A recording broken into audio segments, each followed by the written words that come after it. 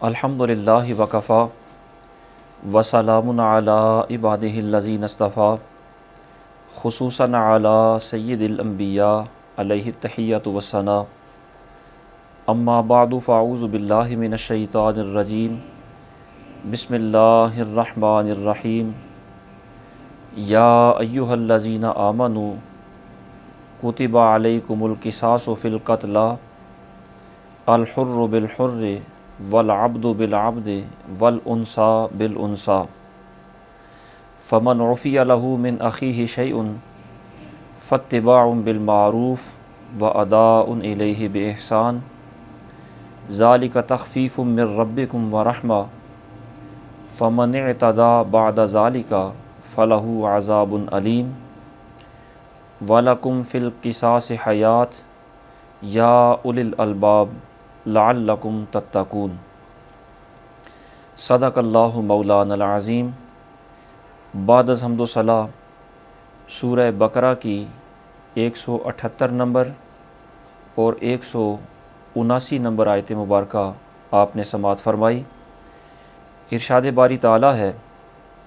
اے ایمان والو، تم پر فرض ہے کہ جو ناحق مارے جائیں ان کے خون کا بدلہ لو، آزاد کے بدلے آزاد اور غلام کے بدلے غلام اور عورت کے بدلے عورت۔ تو جس کے لیے اس کے بھائی کی طرف سے معافی ہوئی تو بھلائی سے تقاضا ہو اور اچھی طرح سے ادا، یہ تمہارے رب کی طرف سے تمہارا بوجھ ہلکا کرنا ہے اور تم پر رحمت۔ تو اس کے بعد جو زیادتی کرے اس کے لیے دردناک عذاب ہے، اور خون کا بدلہ لینے میں تمہاری زندگی ہے اے عقل مندو کہ تم کہیں بچو۔ ان آیات مبارکہ میں جو خاص توجہ طلب الفاظ استعمال ہوئے انہیں ملاحظہ فرمائیں۔ ارشاد فرمایا کتب علیکم القصاص۔ کتبہ اس کا معنی ہوتا ہے ملانا، جمع کرنا، اسی لیے مختلف مضامین کے مجموعے کو کتاب کہا جاتا ہے۔ اور کتبہ کا یہ معنی بھی ہوتا ہے لازم کرنا، مقرر کرنا،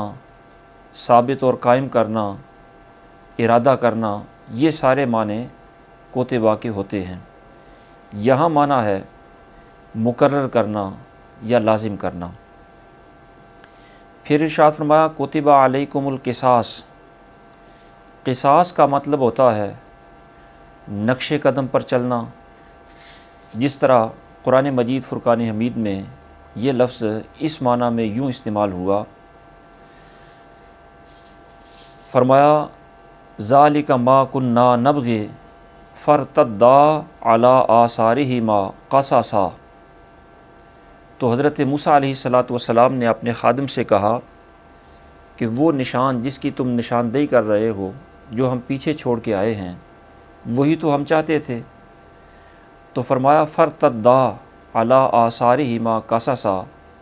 تو پیچھے پلٹے اپنے قدموں کے نشان دیکھتے ہوئے، یعنی اپنے قدموں کے نشانات پر چلتے ہوئے۔ تو قصص یا قصاص کا معنی نقش قدم پر چلنا، قدموں کے نشانات پر چلنا۔ دوسرا معنی اس کا ہوتا ہے کہ کسی کے پیچھے چلنا، جس طرح سورہ قصص کی 11ویں آیت مبارکہ میں حضرت سیدنا موسیٰ علیہ السلام کی والدہ ماجدہ آپ کی ہمشیرہ سے فرمانے لگی وقالت لأختہ قصیہ، یعنی حضرت موسیٰ کی والدہ نے حضرت موسیٰ کی ہمشیرہ سے فرمایا کہ تم ان کے پیچھے پیچھے چلو۔ اسی طرح قصاص کا مطلب ہوتا ہے برابر برابر۔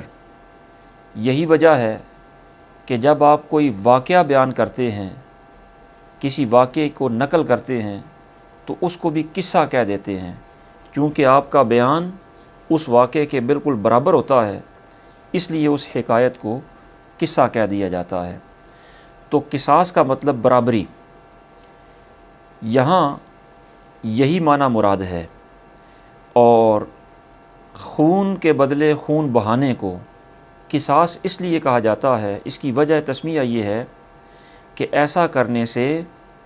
مقتول کا خون قاتل کے خون کے برابر ہو جاتا ہے، یا قاتل کا خون مقتول کے خون کے برابر ہو جاتا ہے۔ تو یہی برابری والا معنی ہے جس کی وجہ سے خون بہا کو، خون کا بدلہ لینے کو قصاص کہا جاتا ہے۔ پھر فرمایا فی القتلا، فی یہاں پر سببیت کے لیے ہے، اور القتلا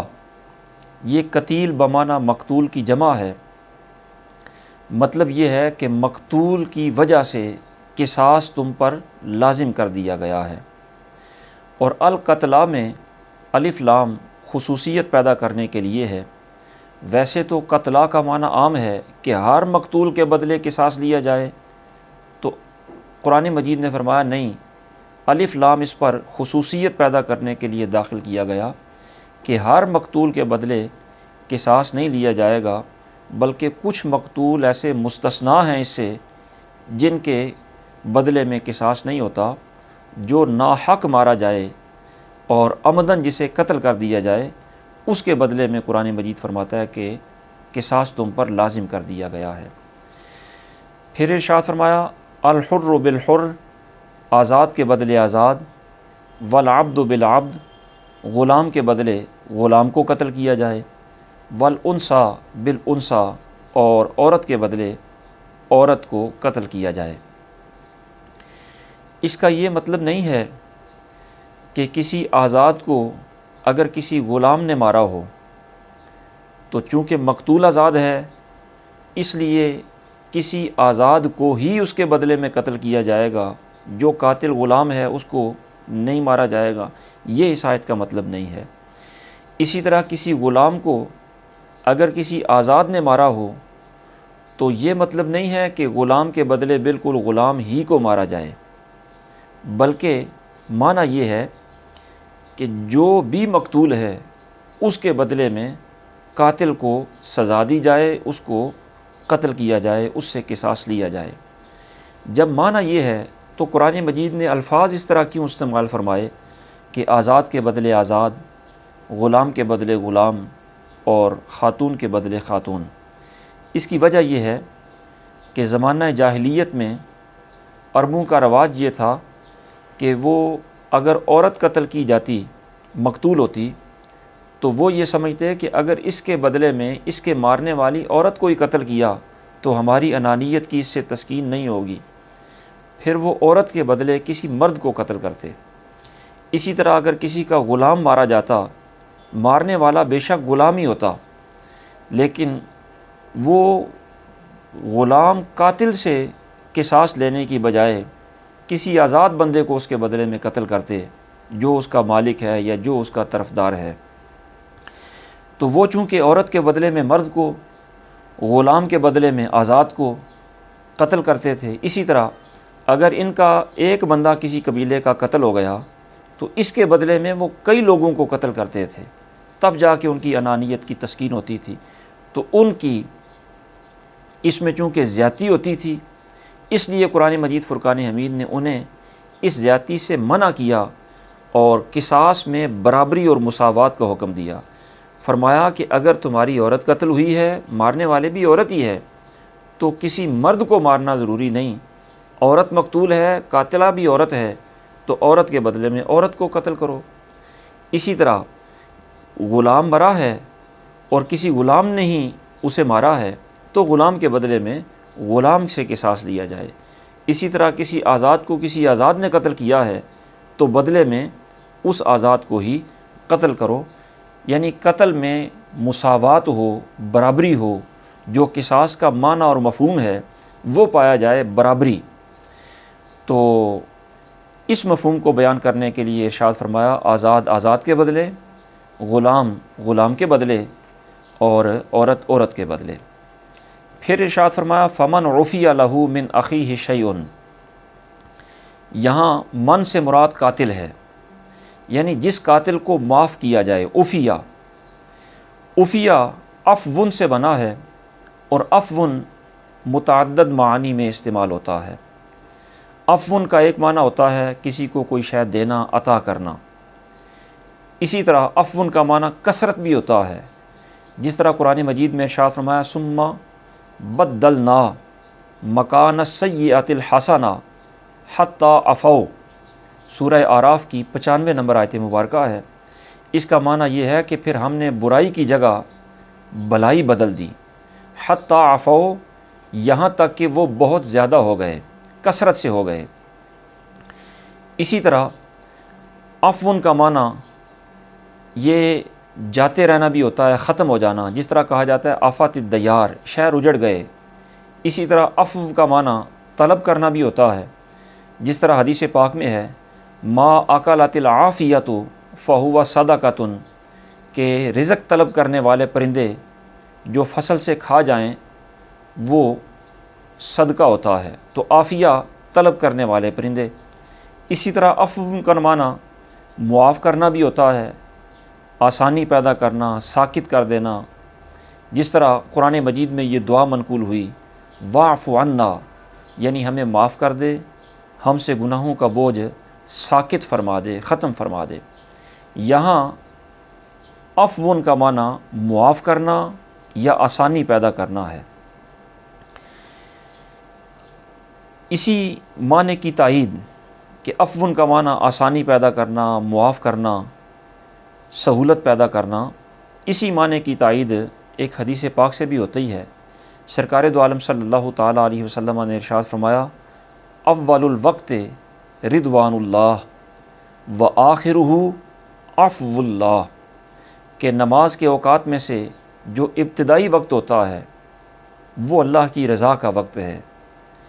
اور جو آخری وقت ہوتا ہے اس میں سہولت ہوتی ہے، اس میں معافی ہوتی ہے۔ تو ارشاد فرمایا فمن عفی لہ، جس قاتل کو سہولت دی گئی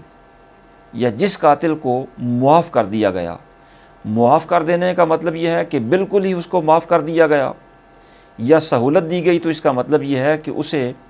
قصاصاً قتل کرنے کی بجائے دیت ادا کرنے کی اسے سہولت دے دی گئی۔ تو ارشاد فرمایا من اخی ہے، اس کے بھائی کی طرف سے۔ یہاں بھائی سے مراد کیا ہے؟ جو مقتول کے ورثاء ہیں، جن کا حق ہے کہ وہ قصاص لیں، تو ان کو بھائی کہا گیا۔ تو آیت کریمہ کے ان الفاظ کا معنی یہ ہے فمن عفی لہ من اخیہ شیء، جس قاتل کو اپنے بھائیوں کی طرف سے سہولت دی گئی یا معافی دی گئی، تو اس کے بعد پھر کیا ہے؟ ارشاد فرمایا پھر اچھے طریقے سے مطالبہ بھی ہوگا اور اچھے طریقے سے ادائیگی بھی ہوگی، یعنی وہ ورثاء جو مطالبہ کریں گے تو وہ اچھے طریقے سے کریں گے، اور یہ جو دیت وغیرہ ادا کرے گا یہ بھی اچھے طریقے سے دیت ادا کرے گا۔ اس آیت مبارکہ کے ضمن میں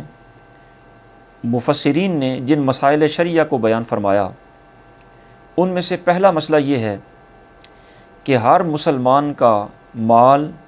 جان، عزت، آبرو دوسرے مسلمان پر حرام ہے۔ جس طرح مسلمانوں کی عزت، آبرو اور جان و مال دوسروں پر حرام ہے، اسی طرح جو ذمی کافر دارالاسلام میں رہتے ہیں ان کی جان، مال، عزت، آبرو بھی محفوظ ہوتی ہے، وہ بھی سب پر حرام ہوتی ہے۔ اور جس طرح کسی بھی مسلمان کے لیے یہ جائز نہیں کہ وہ کسی مسلمان کے مال کو اس کی رضامندی کے بغیر ناحق طور پر کھائے، اسی طرح کسی ذمی کے مال کو بھی ناحق طور پر اس کی رضا کے بغیر کھانا یہ حرام ہوتا ہے۔ اور جس طرح کسی مسلمان کو جان بوجھ کر قتل کرنا یہ بہت بڑا گناہ ہے، اسی طرح کسی ذمی کو بھی جان بوجھ کر قتل کرنا، ناحق قتل کرنا، یہ بہت بڑا گناہ ہے، بلکہ یہ اتنا بڑا گناہ ہے کہ کفر کے بعد سب سے بڑا گناہ یہی ہے۔ اللہ رب العالمین ارشاد فرماتا ہے وَمَن يَقْتُلْ مُؤْمِنًا مُتَعَمِّدًا فَجَزَاؤُهُ جَهَنَّمُ خَالِدًا فِيهَا وَغَضِبَ اللَّهُ عَلَيْهِ وَلَعَنَهُ وَأَعَدَّ لَهُ عَذَابًا عَظِيمًا، کہ جو کسی مسلمان کو جان بوجھ کر قتل کرے تو اس کا بدلہ جہنم ہے، کہ مدتوں اس میں رہے، اور اللہ نے اس پر غضب کیا اور اس پر لعنت کی اور اس کے لیے بڑا عذاب تیار کر رکھا ہے۔ یعنی اتنی سخت وعیدیں ہیں اس پر اور اتنے سخت عذابات ہیں۔ اور ایک حدیث پاک میں ارشاد فرمایا لَزَوَالُ الدُّنْيَا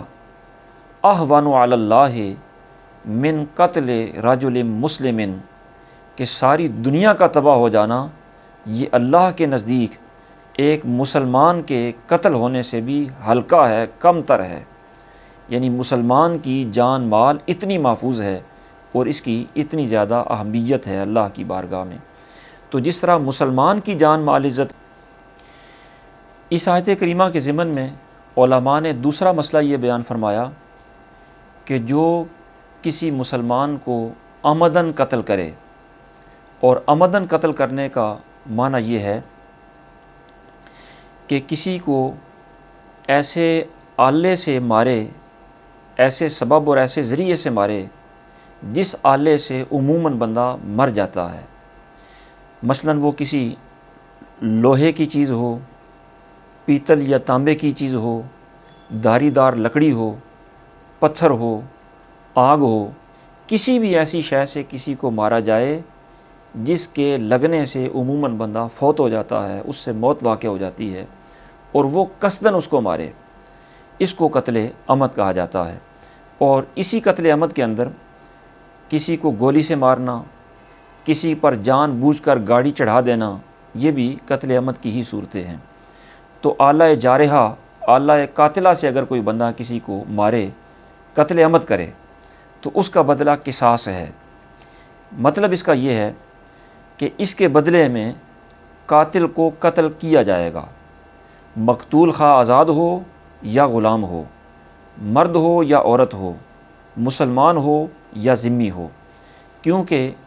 ارشاد فرمایا کتب علیکم القصاص فی القتلی، سارے مقتولوں میں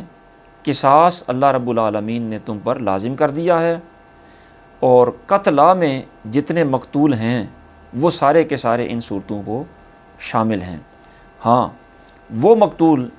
جو کسی دلیل شرعی سے خاص ہو جائے وہ اس سے مستثنیٰ ہے القتلہ سے، اور جو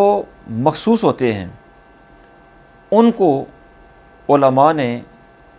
متعدد صورتوں میں بیان فرمایا کہ متعدد صورتیں ہیں جو قصاص کے حکم سے مستثنیٰ ہیں۔ مثلاً پہلی صورت یہ ہے کہ اگر کوئی مسلمان کسی حربی کافر کو مار دے تو اس میں بالاتفاق بالاجماع قصاص نہیں ہوتا۔ دوسری صورت یہ ہے کہ مسلمان نے کسی دوسرے مسلمان کو خطا سے مارا ہو، قتل خطا ہو، خواہ وہ خطا معرفت میں ہو، یعنی مسلمان کو شکل، لباس اور وضع قطع کے اعتبار سے مقتول کو اس نے مسلمان سمجھا ہی نہیں،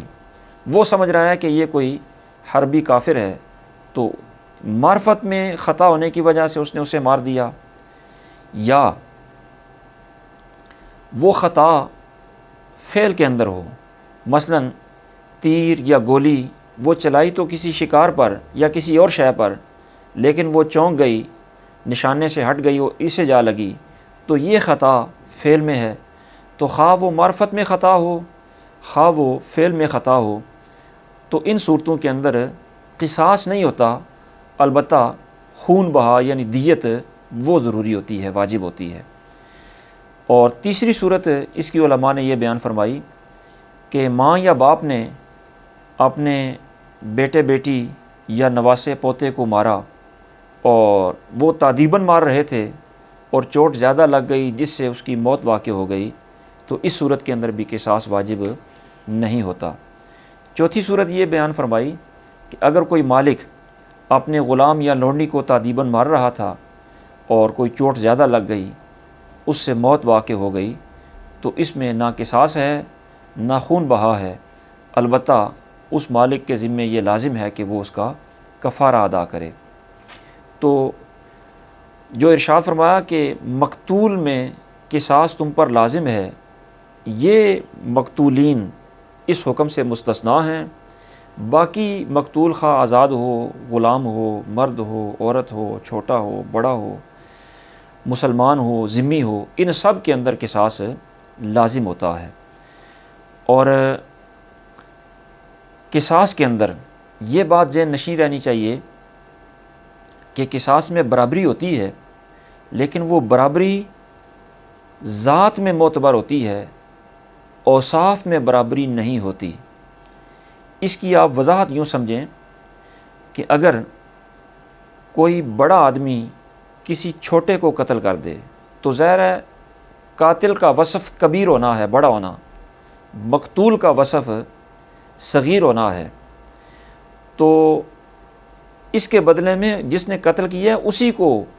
قتل کیا جائے گا۔ یہ نہیں کہا جائے گا کہ اس نے صغیر کو قتل کیا ہے لہٰذا ان کا بھی کوئی بچہ ہی قتل کریں۔ اسی طرح اگر کسی چھوٹے نے کسی بڑے کو مار دیا تو قصاص میں اسے ہی قتل کیا جائے گا، چھوٹے کو ہی۔ یہ نہیں کہا جائے گا کہ ہمارے اس نے چونکہ بڑے کو مارا ہے اس لیے ہم بھی اس کے کسی بڑے کو ہی ماریں۔ اسی طرح اگر کسی عام یا جاہل آدمی نے کسی پڑھے لکھے بندے کو قتل کر دیا تو اوصاف تو دونوں کے علیحدہ علیحدہ ہیں، ایک ان پڑھ ہے دوسرا پڑھا لکھا ہے، ایک فاسق ہے دوسرا نیک آدمی ہے، تو اوصاف کے اندر برابری نہیں ڈھونڈی جائے گی کہ ہمارا پڑھا لکھا بندہ فوت ہوا ہے لہٰذا ہم بھی ان کا پڑھا لکھا ہی ماریں، ہمارا نیک فوت ہوا ہے ہم ان کا نیک ہی ماریں، ہمارا بڑا فوت ہوا ہے ہم ان کا کوئی بڑا ہی ماریں گے۔ ان اوصاف میں مساوات نہیں ہوگی، بلکہ خون کی جو ذات ہے اس میں ہی مساوات ہوگی۔ نفس انسانیت اس میں بھی اتنی ہے اس میں بھی اتنی ہے، خون اس کا بھی عند اللہ حرمت والا ہے اس کا بھی عند اللہ حرمت والا ہے، تو صرف ذات کے اندر مساوات ہوتی ہے، باقی اوصاف میں مساوات نہیں ہوتی۔ اسی طرح اگر کوئی بڑی اعلیٰ نسل والا بندہ قتل ہوا اور قاتل جو ہے وہ کسی معاشرے میں کم تر نسل سمجھی جانے والی نسل کا کوئی بندہ ہے تو شرافت نسبی بھی یہاں پر معتبر نہیں ہوتی۔ اسی طرح دیگر جتنے بھی اوصاف ہیں وہ مساوات میں معتبر نہیں ہوتے، بلکہ جو ذات ہوتی ہے وہی مساوات میں معتبر ہوتی ہے۔ اور اسی آیت کریمہ کے ضمن میں علماء اسلام نے یہ مسئلہ بھی بیان فرمایا کہ اگر کسی ایک بندے کے قتل میں متعدد لوگ شریک ہوں، یعنی مقتول ایک ہے اس کے قاتل متعدد ہیں، تو قصاص کسی ایک سے نہیں لیا جائے گا، قصاص سبھی سے لیا جائے گا، قصاص میں سب کو قتل کیا جائے گا۔ سرکار دو عالم صلی اللہ تعالیٰ علیہ وسلم نے ارشاد فرمایا، لو ان اہل السماء والارض اشترکوا فی دم مؤمن لکبہم اللہ عز وجل فی النار، اگر سارے زمین و آسمان والے ایک مومن کے قتل میں شریک ہوں تو اللہ رب العالمین ان سب کو دوزخ میں ڈال دے۔ اسی طرح حضرت فاروق اعظم رضی اللہ تعالیٰ عنہ نے اپنے دور خلافت میں صنعاء میں ایک آدمی قتل ہوا اور اس کے جرم میں 7 بندے شریک تھے، آپ نے 7 کو قتل کروایا۔ حضرت علی مرتضیٰ شیر خدا رضی اللہ تعالیٰ عنہ کا اس بارے میں معمول یہ ہے کہ حضرت عبداللہ بن خباب کے قتل میں قبیلہ حروریہ کے متعدد افراد شریک تھے تو آپ نے سارے قبیلے سے جہاد فرمایا۔ اور اسی آیت کریمہ کے ضمن میں علماء نے یہ مسئلہ بھی بیان فرمایا کہ اگر ایک شخص متعدد بندوں کو قتل کر دے تو اس قاتل کو ظاہر ہے قصاص میں قتل تو کیا جائے گا، لیکن اسے ایک ہی دفعہ قتل کیا جا سکتا ہے، اسے متعدد بار قتل کیا نہیں جا سکتا، اس لیے ایک ہی دفعہ اسے قتل کر لیا گیا تو قصاص ادا ہو جائے گا۔ اسی طرح علماء نے یہ مسئلہ بھی اس آیت کریمہ کے ضمن میں بیان فرمایا کہ قاتل نے جس صورت میں مقتول کو قتل کیا اسی صورت میں قاتل سے قصاص لینا یہ ضروری نہیں، بلکہ بعض اوقات یہ جائز بھی نہیں۔ مثلا قاتل نے ممکن ہے آگ میں جلا کر مارا ہو، اس نے ممکن ہے ایک ایک عضو کاٹ کاٹ کر مسلح کر کے مارا ہو، تو اس نے ممکن ہے کسی بلندی سے گرا کر مارا ہو، ممکن ہے سانس بند کر کے مارا ہو، اس نے خدا جانے کس صورت میں مارا ہو، تو اس سے قصاص تو ضرور لیا جائے گا، لیکن اس سے قصاص صرف تلوار کے ذریعے لیا جائے گا، اسے تلوار سے قتل کیا جائے گا، اس کے اعضاء نہیں کاٹے جائیں گے، اس کو آگ میں نہیں جلایا جائے گا، اس کا مسئلہ نہیں کیا جائے گا۔ سرکار دو عالم صلی اللہ تعالیٰ علیہ وسلم نے ارشاد فرمایا، لا قواد الا بالسیف، کہ قصاص صرف تلوار سے ہی لیا جائے گا۔ اسی طرح قصاص لینے کا اختیار کس کو ہے، یہ مسئلہ بھی اسی آیت کے ضمن میں علماء نے بیان فرمایا کہ قصاص کا مطالبہ تو مقتول کے ورثاء کرتے ہیں، لیکن مقتول کے ورثاء خود قاتل کو قتل نہیں کر سکتے، اس سے قصاص نہیں لے سکتے، بلکہ اس سے قصاص جو حاکم وقت ہے، جو اولی الامر ہے، جو وقت کی حکومت ہوتی ہے، سلطنت ہوتی ہے، وہ حاکم وقت ہی قصاص لے سکتا ہے۔ اسی طرح یہ مسئلہ بھی علماء نے بیان فرمایا کہ قصاص لینے میں یہ بات مد نظر رہے کہ مسجدوں کے اندر قصاص نہیں لیا جاتا۔ سرکار نے ارشاد فرمایا، لا تقام الحدود فی المساجد، کہ مسجدوں کے اندر حدوں کو نافذ نہ کرو، اور قصاص بھی چونکہ اللہ کی ایک حد ہے، اس لیے مسجد کے اندر قصاص نہیں لیا جائے گا۔ اسی طرح علماء نے اس آیت کے ضمن میں یہ مسئلہ بھی بیان فرمایا کہ جب مقتول کے ورثاء قصاص کا مطالبہ کریں اور حاکم وقت قصاص کے لیے قاتل کو طلب کرے، تو قاتل پر یہ فرض ہے کہ اپنے آپ کو قصاص کے لیے پیش کر دے، اور اگر مقتول کے ورثاء اور قاتل کے درمیان صلح ہو جاتی ہے، دیت پر صلح ہو جاتی ہے، تو مقتول کے ورثاء پر یہ فرض ہے کہ جس پر صلح ہوئی وہ اس پر زیادتی نہ کریں۔ یعنی دونوں طرف سے شریعت نے احکام بیان فرمائے کہ اگر قاتل سے قصاص کا مطالبہ ہو تو وہ خود کو پیش کرے، اور مقتول کے ورثاء اس صورت میں بھی اس صورت کے اندر بھی وہ مصلح نہ کریں، اعضاء نہ کاٹیں، قتل کرنے میں زیادتی نہ کریں، اور نہ ہی زیادتی کا مطالبہ کریں۔ اور اگر مال پر صلح ہو جائے تو جس پر صلح ہوئی ہے وہ اس سے تجاوز بھی نہ کریں۔ اسی طرح علماء نے اس آیت کریمہ سے یہ مسئلہ بھی اخذ کیا کہ مقتول کے ورثاء اگر قاتل سے مال پر صلح کر لیں تو یہ صلح کرنا ان کے لیے جائز ہے، لیکن یہ مال پر صلح تب ہو سکتی ہے جب قاتل مال دینے پر راضی ہو، اس کی رضامندی سے دیت پر صلح ہو سکتی ہے قتل عمد میں، اس کی رضامندی کے بغیر قتل عمد میں دیت پر صلح نہیں ہو سکتی، اس لیے کہ وہ اپنا مال دینے پر رضامند نہیں ہے، تو زبردستی اس کا مال نہیں لیا جا سکتا۔ سرکار دو عالم صلی اللہ تعالیٰ علیہ وسلم نے ارشاد فرمایا، لا یحل مال امرئ مسلم الا بطیبۃ من نفسہ، کہ کسی بھی مسلمان کا مال اس کی رضامندی کے بغیر لینا یہ جائز اور حلال نہیں ہوتا۔ اور اسی آیت کے ضمن میں علماء نے اس مسئلہ کی بھی وضاحت فرمائی کہ جو مقتول کے ورثاء ہوتے ہیں ان کے پاس 3 اختیارات ہوتے ہیں قتل عمد میں۔ پہلا اختیار تو یہ ہوتا ہے کہ وہ قصاص لیں، یعنی قاتل کے قتل کا مطالبہ کریں۔ دوسرا اختیار یہ ہوتا ہے کہ وہ دیت لے لیں، یعنی مال لے کر صلح کر لیں، اور جتنے مال پر صلح ہو وہ جائز ہے، اس سے تجاوز نہ کریں۔ اور تیسرا ان کے پاس یہ بھی اختیار ہوتا ہے کہ وہ اللہ کی رضا کے لیے معاف کر دیں، نہ قصاص لیں نہ دیت لیں۔ یہ تینوں اختیارات ان کے لیے ہوتے ہیں۔ البتہ اس میں یہ بات بار بار مد نظر رہنی چاہیے کہ جتنے مال پر صلح ہو اتنا ہی مال ان کے لیے لینا جائز ہے، اس سے زیادہ کا مطالبہ کرنا جائز نہیں ہے۔ اور اگر معاف کر دیں تو عند اللہ اس کا بڑا مرتبہ ہے، بڑا مقام ہے، اجر و ثواب ہے۔ اور یہ بات بھی ذہن نشین رہنی چاہیے کہ اگر بعض ورثاء، یعنی مقتول کے متعدد ورثاء ہیں، ان متعدد ورثاء میں سے کچھ ورثاء قصاص لینا چاہتے ہیں اور بعض ورثاء دیت پر صلح کرنا چاہتے ہیں، یا بعض ورثاء قصاص لینا چاہتے ہیں اور بعض ورثاء معاف کرنا چاہتے ہیں،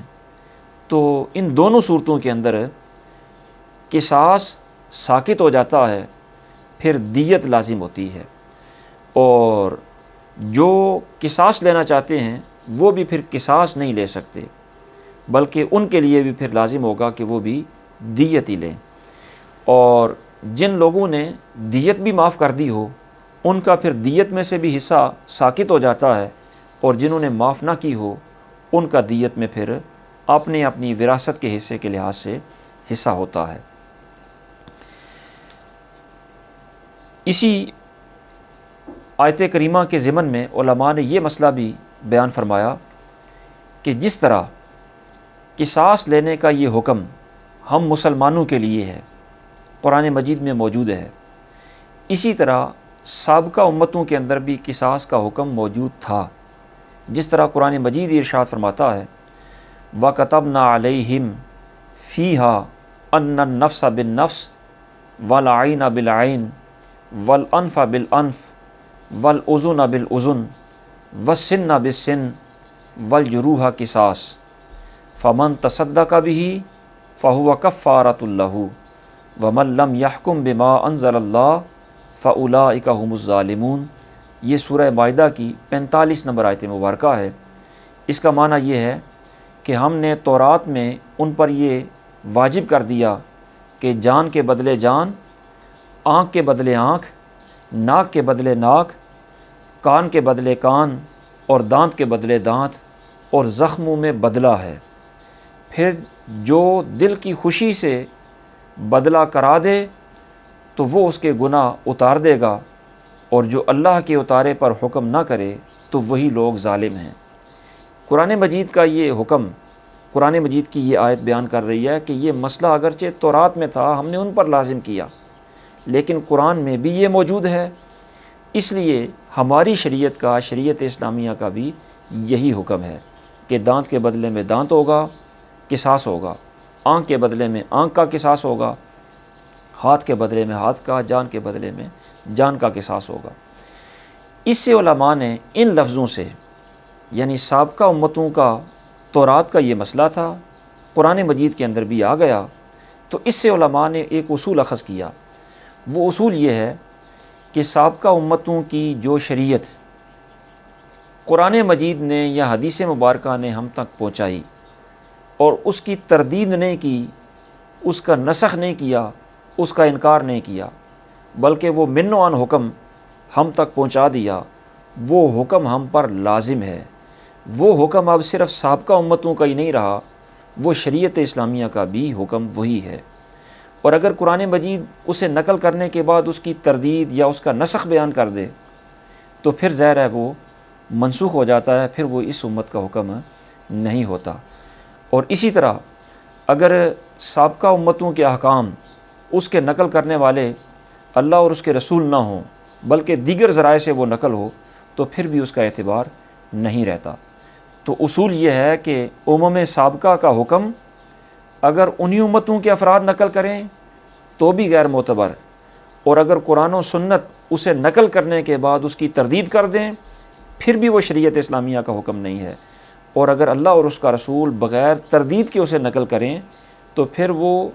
سابقہ امتوں کا ہی حکم نہیں رہتا بلکہ اس امت کے لیے بھی وہی حکم ہوتا ہے، ان پر بھی اس کی اتباع لازم ہوتی ہے، کیونکہ جب حاکم وہی ہے اور ثبوت کا طریقہ، حکم کے ثبوت کا طریقہ بھی وہی ہے، یعنی حکم کا ثبوت تو قرآن سے ہونا ہے یا سنت سے ہونا ہے، اور یہ قرآن و سنت میں ہی بیان ہے، حاکم بھی وہی ہے اور طریقہ ثبوت بھی حکم کا وہی ہے، تو پھر وہ حکم واجب الاتباع ہوتا ہے۔ اور قرآن مجید نے ارشاد فرمایا کہ وَلَكُمْ فِي الْقِصَاصِ حَيَاةٌ يَا أُولِي الْأَلْبَابِ، کہ قصاص میں تمہارے لیے زندگی ہے۔ اس سے علماء نے یہ وضاحت فرمائی کہ قتل کے اندر جو اللہ رب العالمین نے قصاص کا حکم دیا اس میں حکمت یہ ہے کہ مزید قتل ہونا بند ہو جائیں گے، زندگیاں محفوظ ہو جائیں گی، کیونکہ اگر قاتل کو یہ یقین ہو کہ قتل کرنے کے عوض وہ خود بھی قتل کیا جائے گا تو وہ یقیناً کسی دوسرے کو قتل کرنے سے باز رہے گا۔ جب وہ کسی دوسرے کو قتل نہیں کرے گا تو جس پر اسے غصہ ہے اس کی زندگی محفوظ ہو گئی، اور اس کی زندگی جب محفوظ ہو گئی تو اس کی اپنی زندگی بھی محفوظ ہو گئی۔ گویا دو افراد کا جو ہے وہ جان بچ گئی، ان کے قتل سے ان کی جان محفوظ ہو گئی۔ اسی لیے قرآن مجید ارشاد فرماتا ہے کہ قصاص میں تمہارے لیے زندگی ہے اے عقل والو، تاکہ تم بچو۔ دعا ہے اللہ رب العالمین انہی کلمات کو شرف قبولیت عطا فرمائے۔ وما توفیقی الا باللہ العلی العظیم۔